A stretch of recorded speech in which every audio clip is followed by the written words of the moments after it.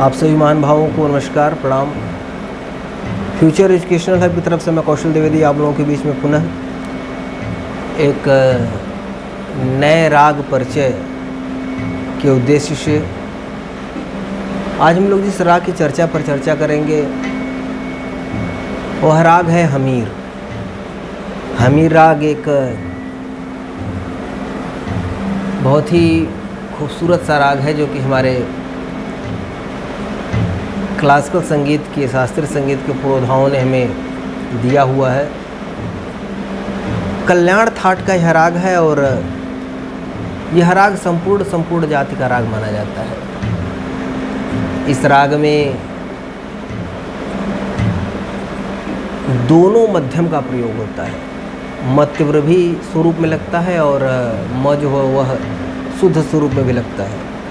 ये बात अलग है कि भारत खंडे जो हमारे यहाँ के एक बहुत बड़े शास्त्रीय पक्ष के ज्ञाता माने जाते हैं वो आरोह में प वर्जित मानते हैं, लेकिन बाकी विद्वानों की ऐसी मान्यता नहीं है और प्रयोग में भी यह संपूर्ण जाति के अनुसार ही लाया जाता है। गायन समय इसका रात्रि का प्रथम प्रहर माना गया है। वादी स्वर इसका ध, धैवत और संवादी स्वर गंधार अर्थात ग। तो वादी संवादी जो इसका है वो ध और ग है। जाति संपूर्ण है। थाट कल्याण है। गायन समय रात्रि का प्रथम प्रहर जो कि परीक्षा के दृष्टिकोण से अगर देखा जाए तो बहुत ही आवश्यक मूल बिंदु है। अब इस राग में कुछ चीज़ें ऐसी हैं जो इस राग को विशेष बनाती हैं। जैसे कि हम लोग जब रागों के समय सिद्धांत को पढ़ते हैं तो रागों के समय सिद्धांत के अनुसार यह नियमावली बताई गई है कि जिन रागों का वादी स्वर पूर्वांग भाग से लगता है अर्थात सा, रे, ग और म, इससे जिसका वादी स्वर लगेगा वह पूर्वांग भाग में आएंगे और दिन के 12 बजे से रात्रि के 12 बजे तक गाएंगे। किंतु यहाँ पर वादी स्वर धैवत है, उसके बाद भी इसको रात्रि के प्रथम प्रहर में गा देते हैं। मतलब 12 बजे से पहले, रात्रि में 12 बजे से पहले इसका गायन समय है। तो ये एक अपवाद के साथ जुड़ा हुआ है और जो कि इसको थोड़ा सा विशेष बनाता है, अलग बनाता है। और अगर हम संप्रकृति रागों की श्रेणी में देखें तो संप्रकृति रागों की श्रेणी में इससे मिलता जुलता जो राग है वह आपका कामोद है और केदार। कामोद और केदार जो होता है वो इसका संप्रकृत राग माना जाता है। इसके न्यास के स्वर के विषय में अगर चर्चा करें तो न्यास का स्वर इसका सा, प और ध। ग तो रहेगा ही। सा हर राग में सा जो होता है वह न्यास के स्वर की श्रेणी में आता ही है। तो सा, प, ध और ग ये 4 स्वर इसमें आप मान सकते हैं कि यह न्यास के स्वर की श्रेणी में आएगा। इस राग को अगर हम गौर से देखें तो सबसे पहले इसके आरोह और अवरोह को हम समझ लेते हैं कि इसका चलन क्या होता है, किस प्रकार ये चलता है। सा, सा रे सा, इसका चलन जो है सा, सा रे सा, गा मा प मा प, दोनों मध्यम का प्रयोग। गा मा प मा प, मा प तीव्र मध्यम लग गया। गा मा शुद्ध मध्यम, गा मा प मा प तीव्र मध्यम के साथ, ठीक है। सा रे सा, सा रे सा, गा मा प मा प, गा मा धा नी दा सा। ये हमीर का अंग है। गा मा नी दा सा, गा मा नी दा सा। हमीर की पहचान इसी से बनती है। तो एक बार इसका संपूर्ण पहले आरोह अवरोह देखते हैं, फिर इसकी विशेषताओं के बारे में चर्चा करेंगे। सा रे सा, गा मा प, गा मा दा नी दा सा, सा नी दा प मा प दा प, गा मा रे सा।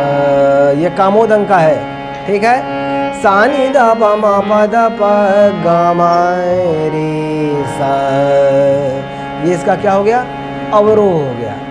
पकड़ इसकी सा रे सा, गा मा दा नी दा सा, सा नि द प म प द प ग म रे सा। नी का प्रयोग वक्रता के साथ करेंगे, जैसे नि द सा। ग का प्रयोग वक्रता के साथ ग म रे सा। ये इसकी सुंदरता को बढ़ाता है। तो ये मुख्य चीज़ें हैं जो इस हमीर की दृष्टिकोण से, हमीर राग परिचय के दृष्टिकोण से अगर आप देखें, इसको अगर आप याद करना चाहें तो आप कह सकते हैं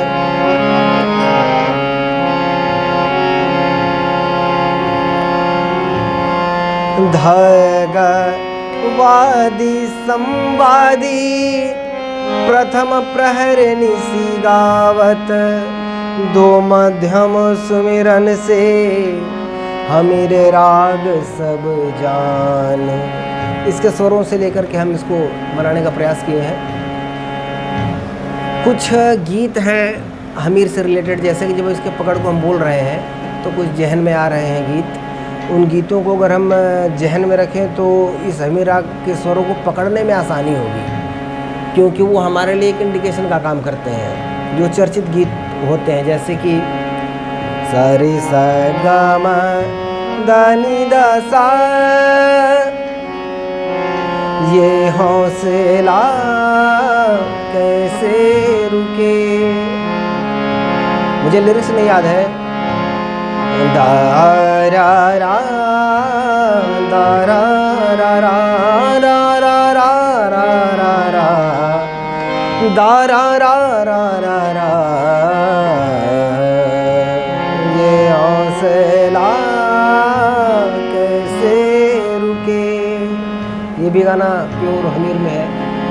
एक गाना और हमीर का रहा, जैसे कि मधुबन में राधिका नाचे रे, मधुबन में राधिका नाचे रे, गिरधर के मोरनिया बाजे रे, मधुबन में राधिका नाचे रे। अब इन सब गानों को जब गुनगुनाएंगे तो हमीर के स्वर हमारे जहन में आ जाएंगे, ठीक है। मधुबन में राधिका नाचे रे, गिरधर के मोरलिया बाजे रे, सा रे सा ग म द नि द सा, सा नि द प म प द प ग म रे सा। तो जब आपके सामने स्वर समूह आते हैं और आपसे पहचान पूछी जाती है, तो उस कंडीशन में ये जो स्वर आपके जहन में अगर चल रहे हैं तो ये आपके लिए काफ़ी सहायक सिद्ध होते हैं। इस छोटी सी जानकारी के साथ अपनी बात को मैं विराम देना चाहूँगा और चाहूँगा कि इसमें जो जो मुख्य बिंदुओं को आप नोट आउट कर लें, ताकि परीक्षा के दृष्टिकोण से आपके लिए वो सहायक सिद्ध हो। तब तक के लिए महादेव नमस्कार।